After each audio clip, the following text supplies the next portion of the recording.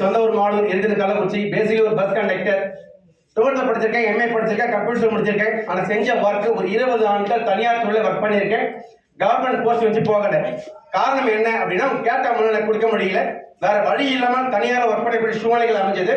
இன்னைக்கு கார்பரேஷன் அப்படின்னு பாத்தீங்கன்னா என்கிட்ட ட்ரைனிங் எடுத்துட்டு ஒரு 40 நபர்கள் கார்பரேஷன் இருக்கிறாங்க. ஆனா என்னால போக முடியல. அப்போ கொஞ்சம் வருத்தமா இருந்துச்சு. சரி வேற வழி இல்லை அப்படின்னு சொல்லிட்டு தொடர்ந்து ஒர்க் பண்ணிட்டே இருந்தோம். ஆனா வரக்கூடிய வருமானங்கள் பத்தல. அப்ப எதையாவது செய்யணுமே, என்ன பண்றது அப்படின்னு பாத்தீங்கன்னா என்னால பார்ட் டைமா இன்னொரு இடத்துக்கு வேலை போக முடியல. காரணம், ஒரு நபர் 2 முதலாளிகிட்ட திருப்திகரமா என்ன பண்ணுவீங்க, வேலை செய்ய முடியாது. ஒரு வியாபாரம் பண்ணியா பழச்சிக்கலாம் அப்படின்னு பாத்தீங்கன்னா நம்ம கிட்ட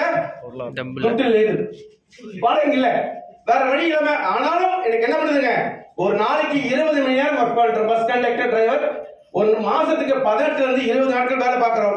ஆனாலும் வரக்கூடிய வருமானங்கள் பற்றாக்குறையான வாழ்க்கையவே ஓடிட்டு இருக்கு. இருந்தாலும் தேடிக்கிட்டே இருக்கும். பல நிறுவனங்களுக்குள்ள போயிட்டு வந்தாச்சு. அதுக்கப்புறம் பார்த்தீங்கன்னா எல்லாத்தையும் அடி பயங்கரமான அடி வாங்கிடுச்சு.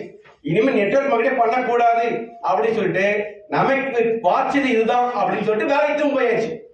அப்ப போயிட்டு இருக்கும்போது இதே ஒரு பேசினாரு, ஸ்டோரி பேசினார் இல்லையா, அவர் அப்ளை சரவணன் சார் சொன்னார் இல்லையா, அதே நபர் தான் எனக்கு இந்த பிசினஸ் வாய்ப்பு கொடுத்த நபர்.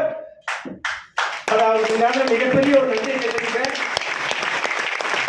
ஏன்னா நாங்க ஒரு 15 வருஷம் நண்பர் அப்படிங்கிறதால என்ன ஆயிடுச்சு போயிட்டு ஒரு கோயில உட்கார வச்சு சில விஷயம் புரிய வச்சு புரியாம ஒரு பேப்பரை காமிச்சு கையெழுத்து போட்டு போட்டேன். என்னை சேர்த்து விட்டு ஒரு வாரம் கழிச்சு அவர் பிசினஸ் பண்ண வேணாம்னு சொல்லி அவரே சொல்றாரு. என்ன எப்படி பண்ண சொல்றாரு. அப்ப நானும் அவர் பேச்சு சரி அப்படின்னு சொல்றாரு, ஃப்ரெண்டு சொல்றாரு, என்ன பண்றது அப்படின்னு சொல்லி விட்டுட்டேன். ஒரு 5-6 மாசம் கழிச்சு அவருக்கு மேல ஒரு லீடர் இருக்காரு அப்ளை. எங்களெல்லாம் வந்து ஒரு குருவாக வந்து பாத்தீங்கன்னா இன்னைக்கு பண்ணிட்டு இருக்காரு மிஸ்டர் பழனி பிரசாத். அவருக்கு ஒரே ஒரு மெசேஜ் வச்சுங்க. என்ன மெசேஜ் அப்படின்னு பாத்தீங்கன்னா, இவர் பண்ண விடான்னு சொல்லிட்டாரா, அதனால அவர் போன நான் எடுக்கிறது இல்லை.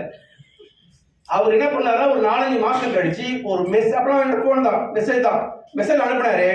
நான் ஜாயின் பண்ணி 4 மாசம் ஆச்சு. முதல் மாசம் வருமானம் 500, 2ஆம் மாசம் வருமானம் 2500, 3ஆம் மாசம் வருமானம் 7500, 4ஆம் மாசம் மட்டும் டைரக்டர் முடிக்கிறேன், குறைஞ்சபட்சம் 11,000 பணம் வரும் அப்படின்னாரு. அந்த மெசேஜ் பார்த்துனே பயங்கர ஒரு ஷாக் ஆயிடுச்சு. என்னடா இப்படிப்பட்ட வாய்ப்பை மிஸ் பண்ணிட்டமே. பணம் நமக்கு தேவை, ஒரு மாசத்துக்கு ₹1,00,000 அப்ப தேவை. ஆனாலும் என்ன பண்ணுவீங்க, வேற வழி இல்லை. அப்ப மெசேஜை பார்த்தோன்னே அதுக்கப்புறம் நான் அடிக்கிற போனேன் அவருக்கு. அவர் போன் அடிச்சு அவர் எங்க கேட்டு அவரு போய் உட்காந்து அவருடைய இடத்தையும் கேட்டு கூட செய்யுங்க நான் சப்போர்ட் பண்றேன்னு சொன்னாரு. அந்த மனுஷன் சப்போர்ட் பண்ண ஆரம்பிச்சாரு. அதுக்கப்புறம் இந்த பிசினஸ்ல ஜாயின் பண்ணி இன்னைக்கு பிரான்ச் லெட்டர் முடிச்சேன். அதுக்கப்புறம் பிரான்ச் லெட்டர் முடிச்ச பிறகு மேனேஜர் லேடிஸ் என்ன பண்ணுவாங்க, என்னுடைய அப்ளைன அவருடைய டீம் நல்லா போயிட்டு இருக்கு, நிறைய பேர் ஜாயின் பண்ணிட்டான், செந்தில் பிரான்ச் லெட்டர் முடிச்சாரு, அவார்டு வைப்பாரு அப்படின்னு சொல்லி அவரை சொல்லி அவரை கூட அழிச்சு அவார்டு கொஞ்சம் பார்க்க வச்சு அவரையும் கொண்டு வந்துட்டாரு. அவர் கொண்டு வந்த மாதிரி எனக்கு இன்னும் சப்போர்ட் ஆச்சு. அப்படி தொடர்ச்சியா பண்ணக்கூடிய விளைவு என்னாச்சு அப்படின்னா, ஒரு சாதாரண பஸ் கண்டக்டர் இருந்தா இன்னைக்கு உங்க முன்னாடி கிரவுண்ட் டைரக்டர் சொல்லப்பட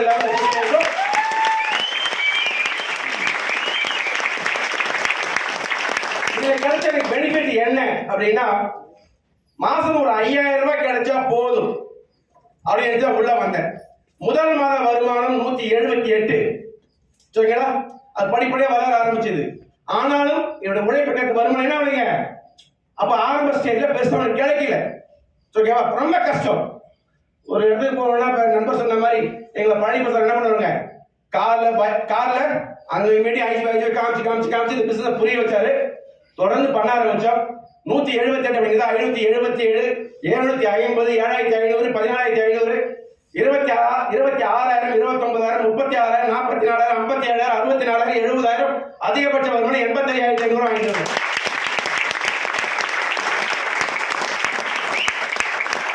அது மட்டும் தான் அப்படின்னு பாத்தீங்கன்னா, இந்த கெஸ்டேஜ் அப்படிங்கிற வாய்ப்பு எனக்கு கிடைக்கல அப்படின்னா, நீங்களாம் எத்தனை பேர் சென்னைக்கு போய் ஏர்போர்ட்டை பார்த்துருக்கீங்க அப்படின்னு தெரியல.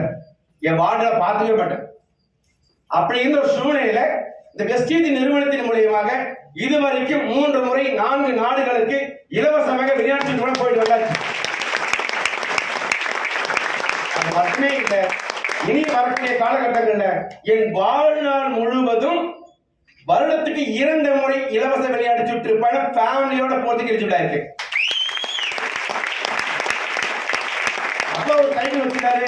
அதுக்கப்புறம் நான் வந்தேன், பைக் வாங்கினேன். ஒரு 3-4 பைக் மாத்தியாச்சு. அப்படி மாற்றும் போது எங்க போனாலும் வெயில் அடிச்சா ஓரமா நிக்கிறது, மழை பெஞ்சா ஓரமா நிக்கிறது, பனி பெஞ்சதுன்னா சொட்டு 5-6 சொட்டை போட்டுட்டு போறது, இந்த மாதிரிதான் பயணம் பண்ணிக்கிட்டே இருக்கும். கார் அப்படிங்கிறது நான் தான் பஸ்ல கண்டக்டரா இருந்தேன். ஆனா நான் எங்கேயும் வெளியூர் போனா கார் போக மாட்டேன், பஸ்ல போக மாட்டேன். ஏன்னா எவ்வளவு பிரச்சனை எனக்கு தெரியும். பைக்லாம் போவேன். அப்படி போயிட்டே இருக்கும்போது பார்த்தீங்கன்னா நிறைய கார்ல போயிட்டு இருந்துச்சு. நம்ம குடும்பம் என்னைக்கா உனக்கு கார்ல பயணம் நல்லா இருக்குமே அப்படிங்கிறது 2004 தோணுன ஒரு கனவு. வாழ்க்கையில ஒரு முறையாவது சொந்தமா கார் வாங்கி ஒரு வாரமாவது நான் வச்சிருந்து வித்துட்டாவோட பரவாயில்ல, ஆனா இவனும் கார் வச்சிருந்தா அப்படின்னு நான் சொல்லணுங்கிறதுக்காக அது ஒரு ட்ரீமா ஃபுல்ஃபில் பண்ணிட்டே இருந்தேன். இன்னைக்கு என்ன நடந்துச்சு அப்படின்னா, எல்லாருக்கும் வந்து பார்த்தீங்கன்னா வெட்டிங் டே அப்படின்னு ஒன்று வரும் இல்லையா? எனக்கு வெட்டிங் டே எப்படின்னா ஆகஸ்ட் 24ஆம் தேதி.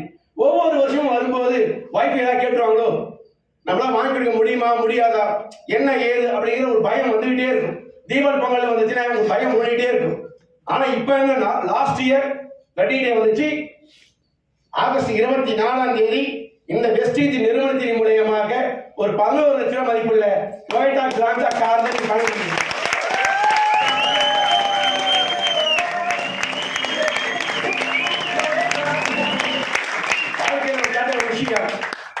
என்ன ஒரு முறையாவது சொந்த பந்தங்களுக்கு கல்யாண காட்சி காது கொத்து வளைகாப்பு நடத்தும் போது ஒரு முறையாவது வாழ்க்கையில என்ன கார்ல போட்டு போவியா அப்படின்னாங்க. ஆனா இன்னைக்கு எங்க பயணம் பண்ணாலும் சரிதான், பங்கனுக்கு அவங்க கார்ல தான் பயணம் பண்ணிருக்கேன். விஷயங்கள் இது வரைக்கும் பார்த்தீங்கன்னா நான் பைக்ல டிராவல் பண்ணிருக்கேன், பஸ்ல டிராவல் பண்ணிருக்கேன், அப்பளையோட சேர்ந்து கார்ல டிராவல் பண்ணிருக்கேன். இன்னைக்கு என்னுடைய அப்பளைனை என்னுடைய கார்ல பயணம் பண்ண வச்சிருக்கேன் அப்படின்னா மிகப்பெரிய சந்தோஷமா இருக்கு.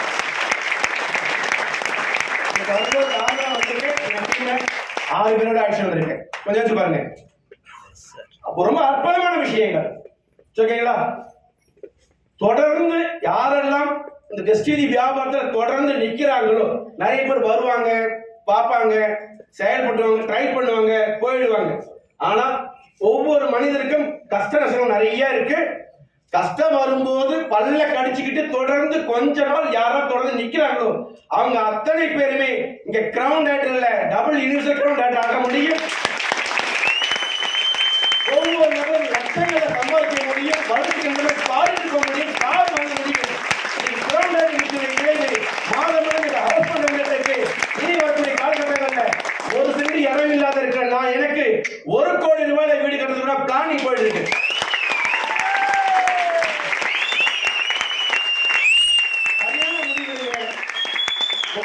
சேர்ந்து பழகுங்க, மீட்டிங் ரெகுலர் அட்டெண்ட் பண்ணுங்க, ஒரே போக்கஸோட ஒர்க் பண்ணுங்க.